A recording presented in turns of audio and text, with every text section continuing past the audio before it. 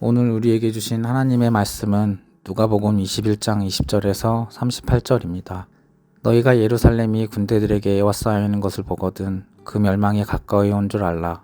그때 유대에 있는 자들은 산으로 도망갈 것이며 성내에 있는 자들은 나갈 것이며 촌에 있는 자들은 그리로 들어가지 말지어다.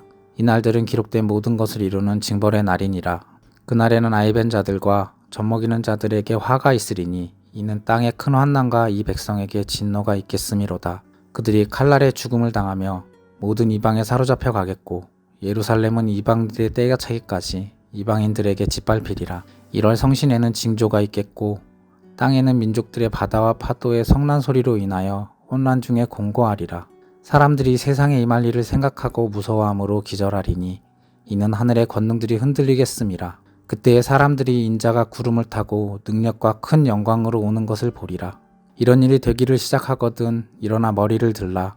너희 속량이 가까웠느니라 하시더라. 이에 비유로 이르시되 무화과 나무와 모든 나무를 보라. 싹이 나면 너희가 보고 여름이 가까이 온 줄 자연히 아나니 이와 같이 너희가 이런 일이 일어나는 것을 보거든 하나님의 나라가 가까이 온 줄 알라. 내가 진실로 너희에게 말하노니 이 세대가 지나기 전에 모든 일이 다 이루어지리라. 천지는 없어지겠으나 내 말은 없어지지 아니하리라. 너희는 스스로 조심하라. 그렇지 않으면 방탕함과 술취함과 생활의 염려로 마음이 둔하여지고 뜻밖의 그날이 덕과 같이 너희에게 임하리라. 이날은 온 지구상에 거하는 모든 사람에게 임하리라. 이러므로 너희는 장차 올 모든 일을 능히 피하고 인자 앞에 서도록 항상 기도하며 깨어있으라 하시니라. 예수께서 낮에는 성전에서 가르치시고 밤에는 나가 감람원이라 하는 산에서 쉬시니 모든 백성이 그 말씀을 들으려고 이른 아침에 성전에 나아가더라. 아멘. 마지막 때에 대한 예수님의 가르침이 이어지고 있습니다. 주후 70년 예루살렘의 멸망과 종국사적 종말인 예수님의 재림에 대한 이 두 가지 관점에서의 예언이 혼재되어 있습니다. 주님께서 공생애의 마지막 시기를 보내시면서 제자들에게 말씀하십니다. 스스로 조심하라. 항상 기도하며 깨어 있으라 라고 말입니다. 마지막 때가 가까웠기 때문이지요. 오늘을 살아가는 우리도 마찬가지입니다. 스스로 조심해야 합니다. 항상 기도하며 깨어 있어야 합니다. 왜냐하면 마지막 때가 가까웠기 때문이지요. 어떻게 그 사실을 알 수 있을까요? 다른 본문들을 보면 마지막 때가 가까울수록 각종 기상이변과 전쟁, 이단의 등장을 경고합니다. 정말 마지막 때가 가까워졌지요.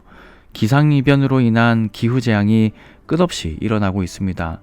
전쟁도 계속해서 일어나고 있습니다. 지속적으로 이단이 일어나고 있습니다.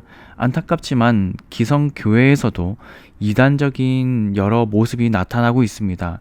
교리의 문제로부터 윤리 도덕적 문제까지 우리의 마음을 힘들게 하고 하나님의 마음을 아프게 하는 여러 문제가 있습니다. 마지막 때가 점점 더 가까워지고 있음을 느낍니다. 마지막 때가 가까워지고 있다는 사실을 가장 여실히 느낄 수 있는 징조는 무엇일까요? 34절에 기록된 모습이지 않을까요? 34절은 마지막 때를 살아가는 사람들의 상태를 설명하고 있습니다. 어떤 특징들이 있나요? 방탕합니다. 술에 취합니다. 생활을 지나치게 염려합니다. 이런 문제로 마음이 둔하여집니다. 안 믿는 자는 물론이거니와 믿는 자들에게서도 이와 같은 모습이 나타납니다. 이런 상태에 있는 자들에게는 그날 곧 주님의 재림이 뜻밖의 일이 될 것입니다. 덫과 같이 임하게 될 것입니다. 사도 바울은 마지막 때에 대해 좀 더 자세하게 설명하고 있는데요. 디모데후서 3장 1절에서 5절을 읽어드리겠습니다.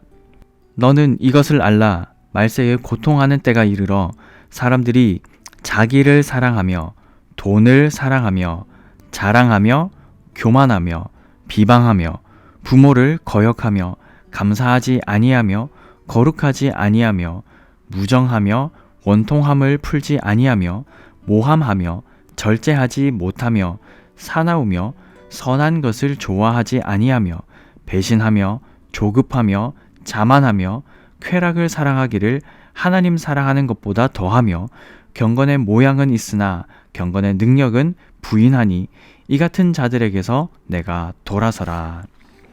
자기 사랑이 이처럼 열렬했던 시대가 있을까요?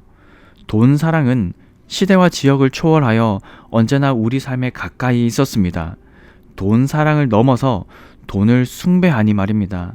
또 자기 PR 시대라고 말하지 않습니까? 자신을 자랑합니다. 당당하지요. 그것이 교만으로 자랍니다. 무한 경쟁 사회에서 상대에 대한 비방은 반드시 써먹어야 할 생활의 기술이 되어 있습니다. 또 무엇을 더 설명해야 할까요? 디모데후서 3장을 대할 때마다 꼭 우리 시대를 설명하고 있는 것 같아 마음이 불편하고 어렵습니다. 오늘날 한국의 그리스도인인 우리네 현주소는 어떨까요? 정말 신앙생활하기 좋은 시대를 살아가고 있지 않습니까?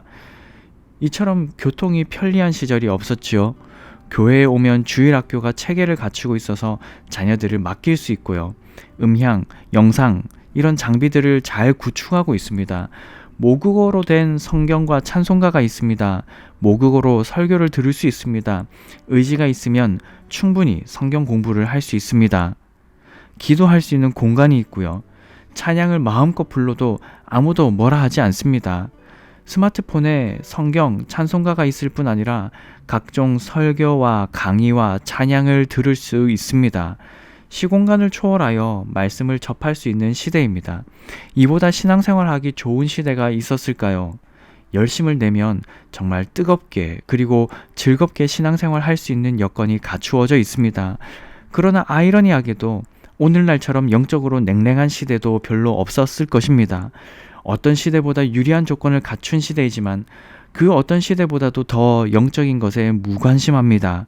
진리에 목마르지 않은 것처럼 보입니다. 내 기도하는 이 시간 그때가 가장 즐겁다라는 찬송가의 고백이 무색하게 느껴집니다. 기도하는 것을 참으로 즐거워하고 있는지, 말씀을 통해 하나님을 알아가는 것을 정말 기쁘게 여기는지, 세상보다 하나님을 더 사랑하고 있지는 않은지요. 여러분은 교회에 오는 것이 정말 행복하신가요? 마지막 때가 다가올수록 신앙생활 하는 것이 점점 미지근해질 것입니다. 이런 마지막 때가 다가올수록 우리는 어떻게 준비해야 할까요? 예수님께서는 스스로 조심하라 하셨습니다. 항상 기도하며 깨어 있으라 하셨습니다. 방탕함에 빠지지 않도록, 생활의 염려로 인해 마음이 둔해지지 않도록 깨어 있으라고 하셨습니다. 좀 더 구체적으로 어떻게 하는 것일까요? 첫째, 기도에 힘쓰는 것입니다. 매주 수요일 저녁 8시에 기도회가 있습니다. 더 많은 성도님들이 참석하면 좋겠습니다. 하나님 앞에서 몸과 마음을 정비하고 뜨겁게 함께 기도하면 참 좋겠습니다. 또 본당에서 끊임없이 기도의 소리가 울리면 좋겠습니다. 11층 기도실도 북적거리면 좋겠습니다. 많은 분들이 기도에 힘써 주시면 좋겠습니다.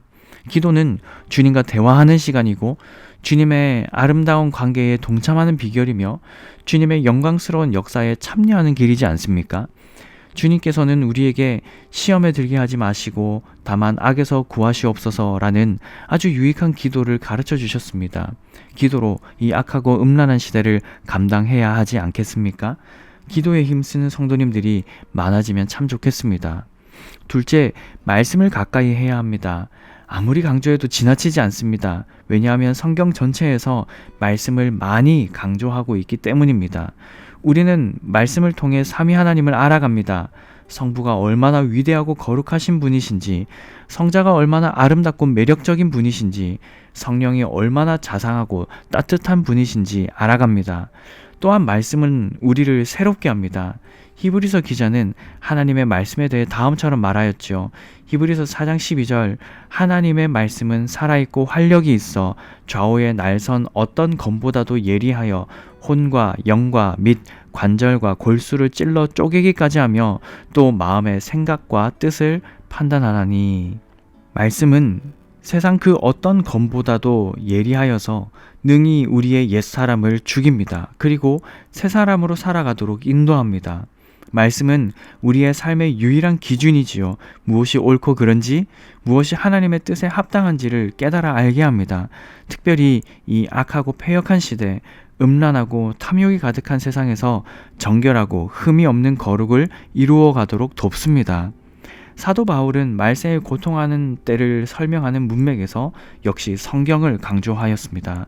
디모데후서 3장 16절에서 17절 모든 성경은 하나님의 감동으로 된 것으로 교훈과 책망과 바르게 함과 의로 교육하기에 유익하니 이는 하나님의 사람으로 온전하게 하며 모든 선한 일을 행할 능력을 갖추게 하려 함이라. 하나님의 말씀인 성경은 선과 악을 분별하게 합니다. 무엇을 조심해야 할지, 무엇을 친숙히 대해야 할지 알게 합니다. 성경은 모든 선한 일을 행할 능력을 갖추게 합니다. 다른 데서 능력이 나타나는 것이 아닙니다. 하나님의 말씀을 통해 능력을 얻습니다. 또한 성령께서는 우리로 하여금 말씀을 깨닫게 하심으로 인격을 변화시키십니다. 죄된 옛 본성을 버리게 합니다. 말씀은 우리의 영혼의 밥이 되어 성장하고 성숙하고 성화되도록 우리 삶을 인도합니다. 말씀을 더욱 가까이 하는 우리 모두가 될 수 있기를 소망합니다. 말씀을 맺겠습니다. 우리 주님께서는 마지막 때가 다가올수록 스스로 조심하고 깨어 있으라 하셨습니다. 세상은 갈수록 교묘하고 음란합니다. 무엇이 옳고 그른지, 무엇이 유익이 되고 손해가 되는지, 무엇을 배척해야 되고 무엇을 따라가야 할지, 그 모든 것들을 우리의 지식과 경험으로는 다 분별하기 참 어렵습니다. 그러므로 우리는 깨어 기도해야 합니다. 기도를 통해 하나님과 늘 가까이 있어야 합니다. 또 우리는 성경을 가까이 해야 합니다. 성경을 통해 분별력을 갖게 되며 성경을 통해 자라가게 됩니다. 어린아이의 수준에 머무르지 않고 장성한 어른으로 자라가게 합니다. 말씀과 기도입니다. 마지막 때가 다가올수록 우리는 말씀과 기도에 힘써야 합니다. 말씀과 기도로 무장하여 마지막 시대를 주님의 뜻에 합당하게 감당해내는 우리 모두가 될 수 있기를 주님의 이름으로 간절히 축복합니다.